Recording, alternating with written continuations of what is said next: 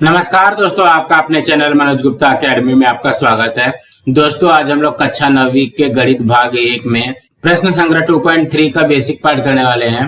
दोस्तों अभी तक आप लोगों ने इस चैनल को सब्सक्राइब नहीं किया तो प्लीज सब्सक्राइब और चैनल लाइक कीजिए और अपने फ्रेंड्स के साथ शेयर कीजिए। दोस्तों बाकी विषय के भी प्रश्न उत्तर के वीडियो बना करके अपलोड किया गया है, उसका लिंक आपको डिस्क्रिप्शन बॉक्स में दिया गया, आप लोग वहां पर जाकर के देख सकते हैं।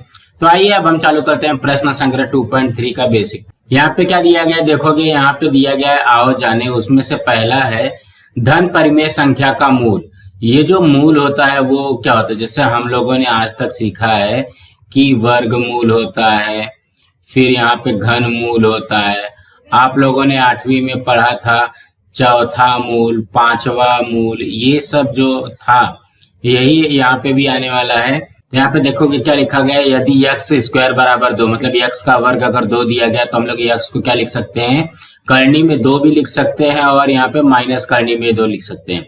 तो आप लोगों को ध्यान देना है कि जैसे एक्स स्क्वायर बराबर अगर यहाँ पे 2 लिखा हुआ है, अगर हम इसका वर्गमूल निकालते हैं तो हमको इसका भी वर्गमूल निकालना पड़ेगा, तो ये इससे कट जाता है तो यहाँ पे आ जाएगा एक्स। और जब इसका वर्गमूल निकालते हैं तो ये क्या हो जाएगा, एक बार प्लस में आ जाएगा, एक बार माइनस में आ जाएगा। तो इसको हम लोग ऐसा लिख सकते हैं, एक्स बराबर प्लस करनी में 2 और एक्स बराबर माइनस करनी में 2। ये क्या आ जाएगा, ये इसका वर्गमूल आ जाएगा। यहाँ पे दिया गया करनी में 2 और माइनस करनी में 2, यह अपरिमेय संख्याएं हैं। अब यहाँ पे देखोगे ये कैसा लिखा है, 7 का तीसरा मूल, 8 का चौथा मूल जैसी संख्याएं भी अपरिमेय संख्याएं होती है। अब यहाँ पे दिया गया है यदि n धन पूर्णांक संख्या तथा x का पावर n बराबर a हो तो यहाँ पे हम लोग इसको कैसे पढ़ेंगे, यक्स यह a का n वां मूल है, मतलब ये जो यक्स है वो क्या है, a का n वां मूल है। इसका मतलब क्या हो गया, a जो है ये इस तरीके का बनेगा, यहाँ पे इस तरीके का बनेगा। ऐसा कहा जाता है यह मूल परिमेय अथवा अपरिमेय संख्या होती है। अब यहाँ पे उदाहरण में दिया गया है 2 का घाते 5 बराबर 32, तो इसको हम लोग कैसे पढ़ेंगे, 2 जो है 32 का 5वां मूल है, यही लिखा हुआ है देखो, इसलिए 2 यह 32 का 5वां मूल है और ये परिमेय है। ये जो है ये क्या है, ये परिमेय संख्या है। इस साइड भी 2 है और इसका भी अभाज्य गुणनखंड निकालेंगे तो यहाँ पे 2 आ जाएगा, तो ये क्या हो जाएगा, परिमेय संख्या हो जाएगा। लेकिन अगर हम इसको इस तरीके से लिखते हैं किंतु x का पावर 5 बराबर 2, तो हम लोग इसको कैसे लिख सकते हैं, x बराबर 2 का 5वां मूल, ऐसा लिखेंगे तो यहाँ पे देखोगे ये क्या हो जाएगा, ये अपरिमेय संख्या हो जाएगा। कहने का क्या मतलब है, हम लोग यहाँ पे परिमेय और अपरिमेय को साथ में लेकर के चलेंगे। अब यहाँ पे देखते हैं कि ये जो करनी बनती है, सर्स जो बनता है, ये जो करनी है वो किस तरीके से बनता है। हम जानते हैं कि 5 यह परिमेय संख्या है, किंतु करनी में 5 यह परिमेय नहीं है, मतलब ये क्या है, अपरिमेय संख्या है।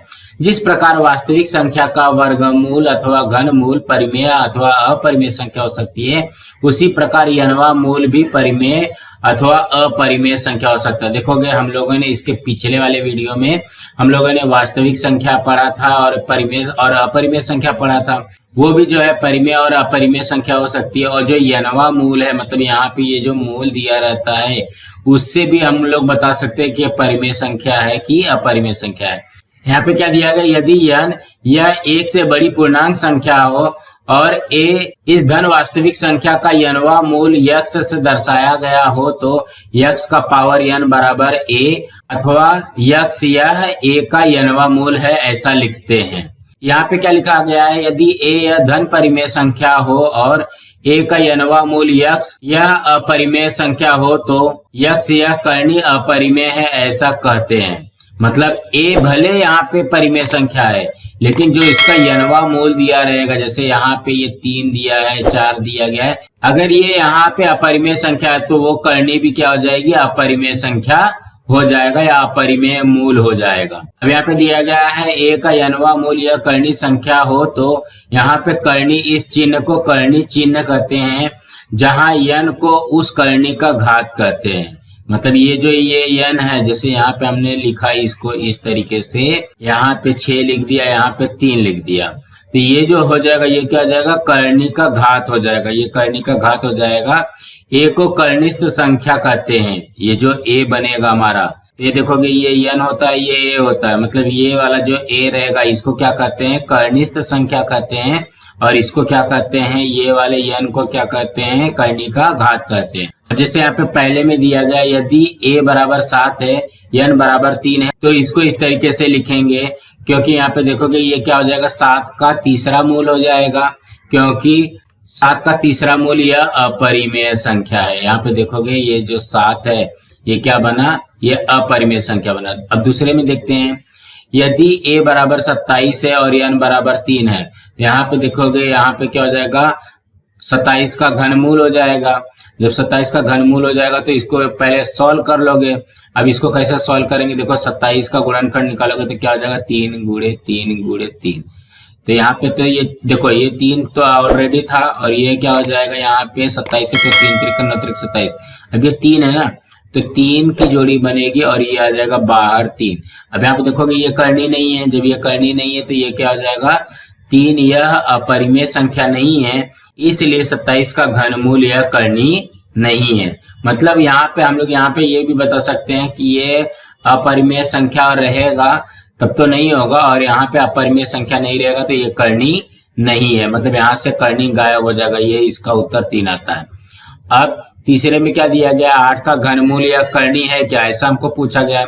तो सबसे पहले इसको निकालते हैं। अगर ये दिया गया है 8 का घनमूल बराबर p लिखते हैं तो ये क्या हो जाएगा, p का घन बराबर 8 हो जाएगा। तो कौन सी संख्या का घन 8 है, यहाँ पे धन लिखा हुआ है, ये घन होना चाहिए। कौन सी संख्या का घन 8 है, तो हम लोग देखोगे 2 का घन 8 होता है ना, तो 2 गुणे 2 गुणे 2, तो देखो 2 दूनी 4 4 दूनी 8, तो ये 2 संख्या का घन है। आप जानते हैं कि 2 इस संख्या का घन 8 है, तो हम लोग इसको ऐसा लिख सकते हैं, 8 का घनमूल में a बराबर 8 यह परिमेय संख्या है, यहाँ n बराबर 3 यह धन पूर्णांक संख्या है, किंतु 8 का घनमूल यह संख्या अपरिमेय नहीं है, क्योंकि 8 का घनमूल 2 है, इसलिए 8 का घनमूल यह करनी नहीं है। तो कहने का क्या मतलब है, अगर अपरिमेय नहीं है तो ये क्या हो जाएगा, करनी नहीं होगा, और अगर ये अपरिमेय संख्या आ जाती है तो क्या हो जाएगा, करनी में रहेगा। अब यहाँ पे ये चौथे का विचार करते हैं। अब 8 का चौथा मूल निकालना है ना, तो ये हो गया हमारा 8 का चौथा मूल, तो 8 का गुणनखंड करेंगे तो ये क्या हो जाएगा, 2 गुणे 2 गुणे 2 आता है। अब यहाँ पे देखोगे ये 4 का जोड़ी बनाना है ना, तो यहाँ पे तो 3 ही है, तो यहाँ पे आएगा, यहाँ a बराबर 8 और करनी का घात n बराबर 4 है, किंतु 8 या किसी भी परिमेय संख्या का चौथा घात नहीं है। मतलब यहाँ पे अगर ये 4 होता तब तो हो जाता था, लेकिन यहाँ पे 3 ही है, अर्थात 8 का चौथा मूल्य अपरिमेय संख्या है, इसलिए 8 का चौथा मूल्य करनी है। हम सिर्फ 2 घात वाले, अर्थात यहाँ पे देखोगे 3 का वर्गमूल, 7 का वर्गमूल और 42 का वर्गमूल आदि करनी का विचार करने वाले हैं। हम लोग यहाँ पे जब ज्यादा वाला नहीं देखेंगे, इसमें क्या है, वर्गमूल है, वर्गमूल है, वर्गमूल है। 2 घात वाले करनी को वर्गीय करनी कहते हैं। मतलब यहाँ पे जो इसकी घात रहती है वो क्या होती है, 2 होती है ना, तो यहाँ पे इसको क्या कहेंगे, वर्गीय करनी कहेंगे। अब यहाँ पे हम लोग को पढ़ना है करनी के संक्षिप्त रूप। इसका संक्षिप्त रूप कैसे लिखेंगे, कभी कभी करनी संख्या को संक्षिप्त रूप दे सकते हैं, जैसे यहाँ पे दिया गया है करनी में 48, तो हम लोग इसको कैसे लिख सकते हैं, करनी में 48 को हम लोग इसको पहले गुणनखंड निकालेंगे तो ये हो जाएगा 2 गुणे 2 गुणे 2 गुणे 2 गुणे 3, ऐसे बनेगा। देखो 2 दूनी 4 4 दूनी 8 8 दूनी 16 16 3 48। अब यहाँ पे ये क्या है, 2 है ना, यहाँ पे इसका क्या रहता है, ये 2 रहता है, इसकी घात 2 रहती है, तो 2 2 की जोड़ी बना लो, तो 2 2 की जोड़ी बना करके यहाँ पे 2 गुणे 2 हो गया और ये हो जाएगा करनी में 3, तो ये क्या बनेगा, 4 करनी में 3।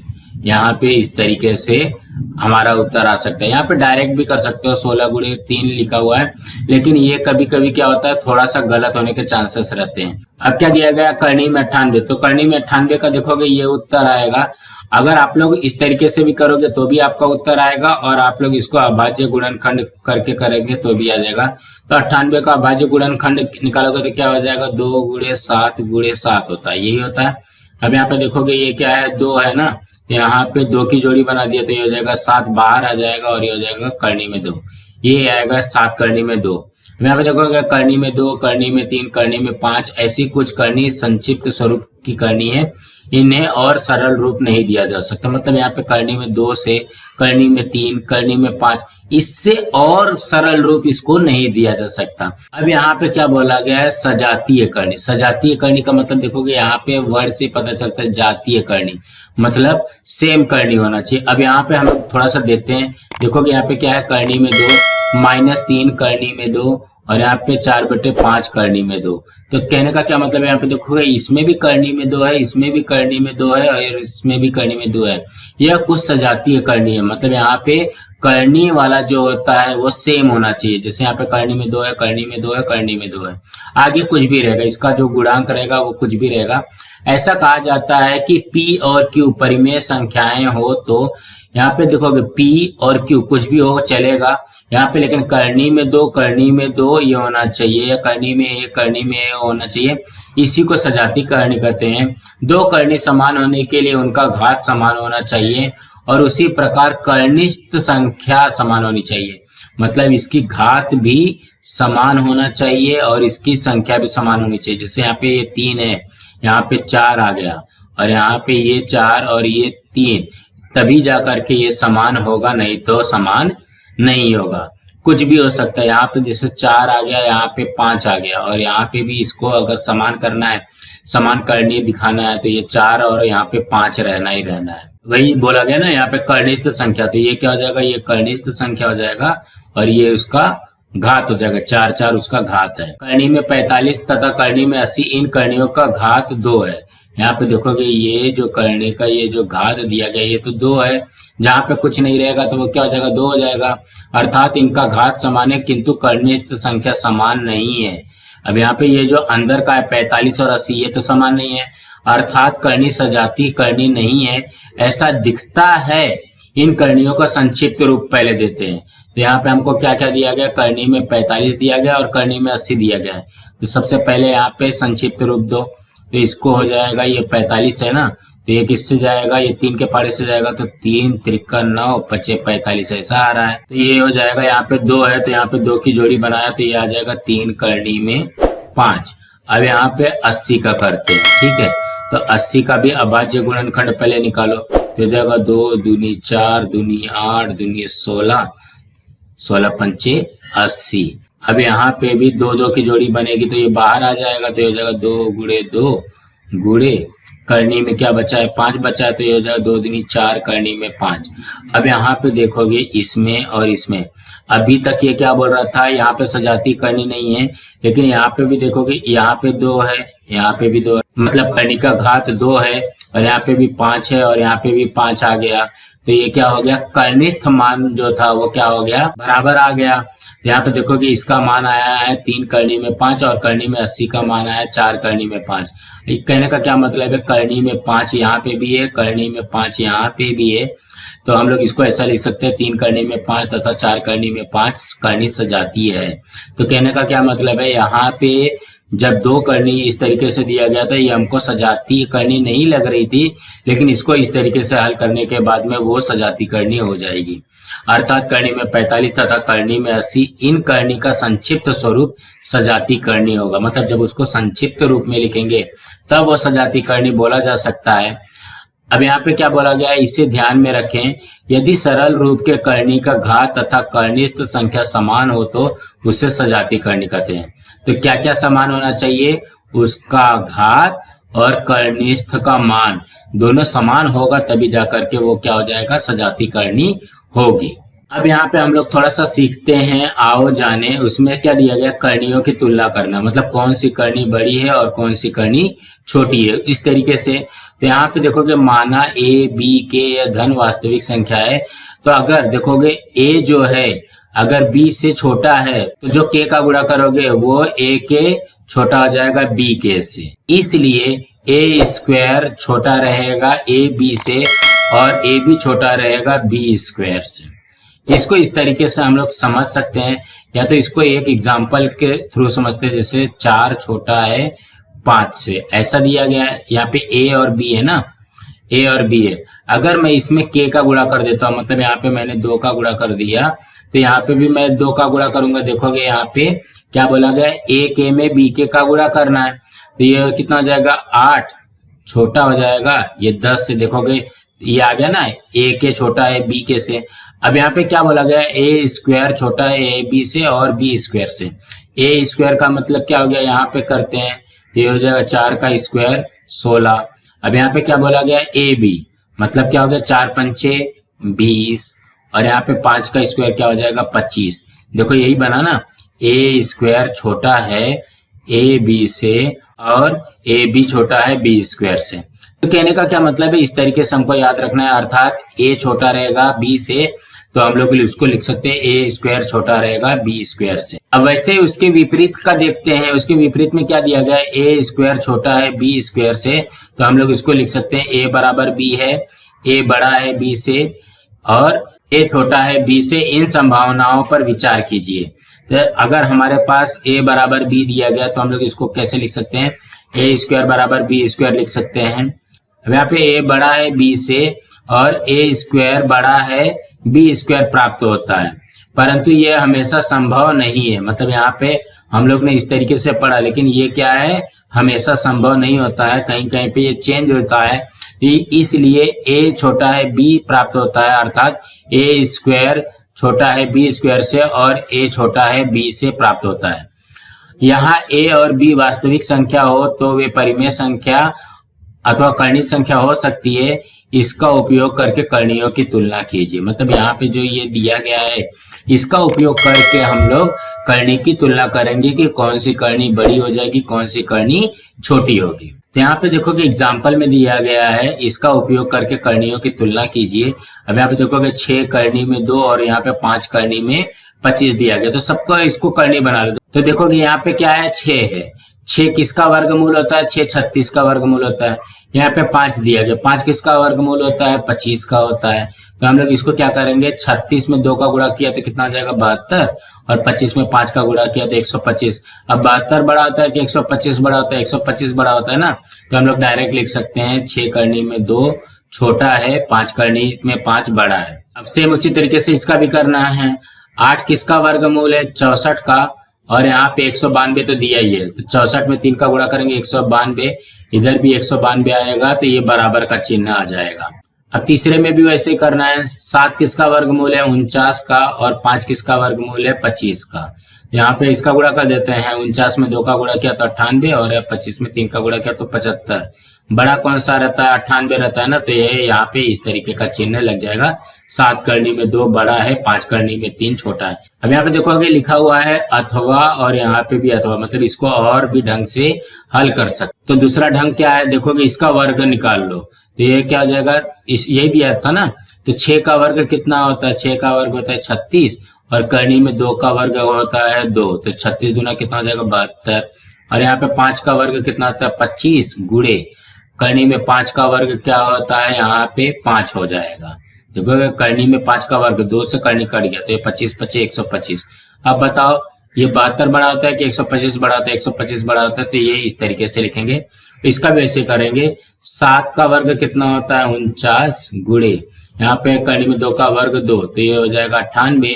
उसी तरीके से 5 का वर्ग कितना होता है 25 गुणे कर्णी में 3 का वर्ग कितना होता है 3, 25 से 75, 98 बड़ा है कि 75 बड़ा है, तो ये वाला बड़ा हो जाएगा। 7 कर्णी में 2 बड़ा हो जाएगा, 5 कर्णी में 3 छोटा हो जाएगा। तो कहने का क्या मतलब है, इसको आप लोग वर्गमूल लेकर के भी कर सकते हैं और वर्ग लेकर के भी कर सकते हैं। अब यहाँ पे क्या बोला गया है, सजाती कर्णियों पे संक्रियाएं, ऑपरेशंस ऑन लाइक सर्च। यहाँ पे देखोगे सजाती कर्णी पर जोड़ घटाना गुणा भाग सब चीज किया जा सकता है। यहाँ पे हम लोग थोड़ा सा समझते हैं। उदाहरण 1 में दिया गया, सरल रूप दीजिए। यहाँ पे देखोगे ये कर्णी में 3 है, यहाँ पे भी कर्णी में 3 है, तभी ये जुड़ेगा। कहने का क्या मतलब है, सेम कर्णी रहेगा तभी जुड़ेगा। ये हो जाएगा कर्णी में 3 कर्णी में 3, यहाँ पे देखोगे कॉमन ले लिया और 7 और 29 को जोड़ दिया, तो 29 7 कितना होता है 36 कर्णी में 3 हो जाएगा। अब यहाँ पे भी देखोगे इसको भी सरल रूप देना है, तो ये हो जाएगा कर्णी में 3 कर्णी में 3 एक साथ में लिख लिया और 7 में से 29 घटा दोगे तो कितना हो जाएगा -22 कर्णी में 3। तो कहने का क्या मतलब है, जब सेम कर्णी रहेगा तभी वो जुड़ेगा, नहीं तो नहीं जुड़ेगा। अब यहाँ पे देखोगे एक बार जोड़ना है और एक बार घटाना है ना, तो हम लोग क्या करते हैं, देखोगे ये कर्णी में 8 इधर भी है, कर्णी में 8 इधर भी है, कर्णी में 8 इधर है, ये कर्णी में 8 ले लिया। अब 13 + 1/2 -5, अब इसको हल करते हैं। ठीक है। अब यहाँ पे देखोगे ये क्या है, बटे में 2 दिया गया है ना, तो सब में 2 से गुणा करोगे, सब में क्या करोगे 2 से गुणा करोगे, तो ये 2 से ये 2 कट जाएगा, तो ये हो जाएगा 13 दूनी 26 प्लस 1 माइनस 5 दूनी 10। देखो 26 प्लस 1 माइनस 10 आ गया, बटे में 2, और यहाँ पे हो जाएगा करनी में 8। ये करनी में 8 छोड़ देना नहीं। अब यहाँ पे देखोगे ये करनी में 8 यहाँ पे आ गया। अब इसको हल करते हैं, 26 1 27, 27 में से 10 गया तो ये हो जाएगा 17 बटे 2 करनी में 8। अब ये करनी में 8 को हम लोग हल करेंगे तो कैसे करेंगे, यहाँ पे देखोगे इसको हम लोग यहाँ पे अभाज्य गुणनखंड में करेंगे तो ये हो जाएगा 4 गुणे 2 हो जाएगा। यहाँ पे देखोगे ये 4 है, 4 का वर्गमूल क्या होता है, ये 2 आ गया, और यहाँ पे 17 बटे 2 गुणे 2 करनी में 2 आ गया, तो ये 2 से ये 2 कट जाएगा, तो बचेगा क्या 17 करनी में 2। इस तरीके से बचेगा। और सेम उसी तरीके से यहाँ पे भी करना है। यहाँ पे भी देखोगे ये करनी में 5 है, यहाँ पे करनी में 5 नहीं है, यहाँ पे भी करनी में 5 नहीं है, तो इसको हम लोग यहाँ पे थोड़ा सा हल करते हैं। इसको क्या दिया गया, 8 करनी में 5 प्लस करनी में 20 माइनस करनी में 125 ऐसा दिया गया। तो हम लोग यहाँ पे 8 करनी में 5 वैसे का वैसे लिखते हैं, प्लस यहाँ पे करनी में 20 है ना, तो ये क्या हो जाएगा 2 गुणे 2 गुणे 2 दूनी 4 पंचे 20 आ जाता है, माइनस, और ये क्या हो जाएगा 5 गुणे 5 गुणे 5। अब यहाँ पे देखोगे ये 2 का और ये 5 का जोड़ी बाहर निकलेगा, तो ये हो जाएगा 8 करनी में 5 प्लस 2 करनी में 5 माइनस 5 करनी में 5, कुछ इस तरीके का आएगा। अब देखोगे सब में करनी में 5 है, तो हम लोग क्या करेंगे 8 प्लस 2 माइनस 5, और यहाँ पे करनी में 5 इस तरीके का आएगा। देखोगे वही आ गया है, 8 करनी में 5 प्लस 2 करनी में 5 माइनस 5 करनी में 5। अब यहाँ पे सब में करनी में 5 क्या किया, कॉमन ले लिया, और यहाँ पे हो जाएगा 8 प्लस 2 माइनस 5, 8 2 10, 10 में से 5 गया 5, ये हो जाएगा 5 करनी में 5। तो कहने का क्या मतलब है, आप लोग यहाँ पे डायरेक्ट भी कर सकते हैं और इस तरीके से उसका गुणनखंड निकाल करके तब उसको बाहर लिख करके भी कर सकते हैं। अब 5वें उदाहरण में क्या दिया गया, करणियों का गुणनफल ज्ञात कीजिए। गुणनफल का मतलब क्या हो गया, गुणा करना है। क्या किया गया है, 7 में 42 का गुणा किया है, ठीक है। अब यहाँ पे 42 का गुणा किया ना, तो ये क्या कर दो 42 को इसका अभाज्य गुणनखंड के रूप में लिख लो, 7 गुणे 6। तो अब यहाँ पे देखोगे 2 2 की जोड़ी बनानी रहेगी, तो ये 7 वाली ये जोड़ी बन जाएगी, तो ये बाहर आ जाएगा, तो इसका उत्तर आ जाएगा 7 करनी में 6। अब यहाँ पे इसका भाग देना है, तो यहाँ पे देखोगे 125 बटे 1 करनी में 25 दिया गया। अब इसका कैसे भाग देंगे, ये इससे कट जाएगा ये 25, यहाँ पे हो जाएगा करनी में 25, तो करनी में 25 बराबर क्या होता है 5 होता है। तो कहने का क्या मतलब है, इस तरीके से हम लोग कर सकते हैं। उदाहरण नंबर 7 में दिया गया 50 में 18 का गुणा करना है, तो हम लोग इसको ऐसे भी कर सकते हैं। पहले 50 दिया गया ना, तो 50 का गुणनखंड निकालो, 2 गुणे 5 गुणे 5। अब यहाँ पे 18 का दिया गया है, तो 18 का निकाल लो, 2 गुणे 3 गुणे 3 ना, देखोगे 2 पंचे 10, 10 पचे 50, और यहाँ पे 2 तिहाई 6, 6 त्रिक 18। अब क्या करना है, 2 2 की जोड़ी बनानी है, तो ये देखोगे ये 2 2 की जोड़ी बन गई, बाहर आ गया, ये 5 5 की जोड़ी बन गई, बाहर आ गया, और ये 3 3 की जोड़ी बन गई, बाहर आ गया, तो ये हो जाएगा 2 पंचे 10 तिहाई 30। यही आ गया उत्तर हमारा, यहाँ पे देखोगे यही दिया गया। तो कहने का क्या मतलब है, इस तरीके से इसने क्या किया है, यहाँ पे पहले 25 ले लिया और यहाँ पे 9 ले लिया। यहाँ पे इसको पता था ये 5 का वर्ग है और यहाँ पे 3 का वर्ग है, तो इसने डायरेक्ट यहाँ पे 5 और 3 ले लिया, और करनी में 2 को यहाँ पे गुणा कर दिया, तो ये हो जाएगा 15 गुणे 2। देखो 5 15 और करनी में 2 का गुणा हुआ तो 2, 15 दूनी 30। उपर्युक्त उदाहरणों से स्पष्ट होता है कि 2 करणियों का गुणनफल अथवा भागफल परिमेय संख्या हो सकता है। अब क्या बोला गया है, करणियों का परिमेयीकरण। परिमेयीकरण का मतलब क्या हो गया, जब भी हमारे पास अपरिमेय संख्या रहेगा उसको हम लोग परिमेय संख्या में कन्वर्ट करेंगे। जब 2 करणियों का गुणनफल परिमेय संख्या होती है तब प्रत्येक करणी को दूसरी करणी का परिमेयीकरण गुणांक कहते हैं। मतलब यहाँ पे जैसे यहाँ पे दिया गया उदाहरण 1 में करनी में 2, इस करनी को करनी में 2 से गुणा करना, मतलब यहाँ पे करनी में 2 ये क्या है, अपरिमेय संख्या है, और यहाँ पे फिर से अपरिमेय संख्या से इसको गुणा कर दिया, ये क्या हो जाएगा, करनी में 2 गुणे 2 हो जाएगा, तो ये हो जाएगा 2 दूनी 4 हो जाएगा, और ये क्या होता है 2 आता है इसका उत्तर, तो ये क्या हो जाएगा, ये परिमेय संख्या हो जाएगा। मतलब एक अपरिमेय संख्या का दूसरे अपरिमेय संख्या के साथ में गुणा हुआ, तो ये क्या हो जाएगा, परिमेय संख्या आता है, इसका उत्तर 2 आता है। तो यहाँ पे इसलिए करनी में 2 का परिमेयीकरण गुणांक करनी में 2 है। अब उदाहरण नंबर 2 देखते हैं। यहाँ पे देखोगे करनी में 2 दिया गया, गुणे करनी में 8 का गुणनफल ज्ञात कीजिए। यहाँ पे इसका गुणनफल ज्ञात किया तो यहाँ पे क्या आ जाएगा, 4 आ जाएगा। देखो 2 8 16, 16 का वर्गमूल 4, 4 जो है ये परिमेय संख्या है। यहाँ पे लिखेंगे करनी में 2 का परिमेयीकरण का गुणांक करनी में 8 है। उसी प्रकार 8 करनी में 2, जैसे यहाँ पे 8 करनी में 2 दिया गया है, इसमें अगर हम और करनी में 2 का गुणा करते हैं तो ये हो जाएगा 8 गुणे करनी में 2 में करनी में 2 का गुणा किया तो 2, तो ये हो जाएगा 16। तो यहाँ पे ये परिमेय संख्या है, तो ये जो करनी में 2 आएगा ये क्या हो जाएगा, परिमेयीकरण गुणांक है, क्योंकि करनी में 2 में 8 करनी में 2 का गुणा करने पे कितना आता है, 16 आता है। तो यहाँ पे करनी में 2 के परिमेयीकरण गुणांक करनी में 6, करनी में 16, करनी में 50 है क्या, इसकी जांच कीजिए। तो सबसे पहले देखोगे ये 6 दूनी 12 हो जाता है, 12 का वर्गमूल हम लोग नहीं निकाल सकते तो ये वाला नहीं है। तो ये 16 दूनी 32 है, करनी में 32 ये नहीं आएगा, तो ये क्या हो जाएगा, 50 दूनी 100, 100 का वर्गमूल निकाल सकते हैं तो ये जो है ये परिमेयीकरण गुणांक आएगा। इसे ध्यान में रखें, दी गई करनी का परिमेयीकरण गुणांक केवल एक ही नहीं होता। यदि कोई करनी दी गई किसी करनी का परिमेयीकरण गुणांक हो तो उसे शून्येतर परिमेय संख्या से गुणा कर प्राप्त करनी भी दी गई करनी का परिमेयीकरण गुणांक होता है। जैसे यहाँ पे दिया गया करनी में 27, अब यहाँ पे करनी में 27 का पहले लिखेंगे तो इसका कितना हो जाएगा, 3 करनी में 3। अब ये जो 3 करनी में 3 है, इसमें अगर हम लोग करनी में 3 का गुणा कर देते हैं तो ये क्या हो जाएगा, 3 इधर आ जाएगा, करनी में 3 में करनी में 3 का गुणा हुआ तो ये हो जाएगा 3, 3 त्रिका 9, ये क्या हो जाएगा, परिमेय संख्या हो जाएगा। तो कहने का क्या मतलब है, करनी में 27 का परिमेयीकरण गुणांक कितना आता है, करनी में 3 आएगा। तो ध्यान दीजिए कि करनी में 27 बराबर 3 करनी में 3, अर्थात 3 करनी में 3 में 3 करनी में 3 का गुणा करेंगे तब भी हमारा 27 आएगा। अर्थात करनी में 27 या दी गई करनी का 3 करनी में 3 यह भी परिमेयीकरण गुणांक है। मतलब यहाँ पे करनी में 3 भी परिमेयीकरण गुणांक है और 3 करनी में 3 भी परिमेयीकरण गुणांक है। इसके अतिरिक्त 4 करनी में 3, 7 करनी में 3 ऐसे कई गुणांक प्राप्त होंगे। इसमें से करनी में 3 यह सबसे सरल लेखन का परिमेयीकरण गुणांक, मतलब यहाँ पे करनी में 3 होना चाहिए, बस इतना ही याद रखना है। अब यहाँ पे हर का परिमेयीकरण किया गया है, मतलब यहाँ पे देखोगे हर का परिमेयीकरण कीजिए तो यहाँ पे देखोगे बटे में क्या है, करनी में 5 है ना, तो दोनों में क्या करना है, करनी में 5 करनी में 5 से गुणा कर देना है। अब ये करनी में 5 में करनी में 5 से गुणा होगा तो क्या हो जाएगा, 5 हो जाएगा, और एक में करनी में 5 से गुणा हो जाएगा तो ये हो जाएगा करनी में 5।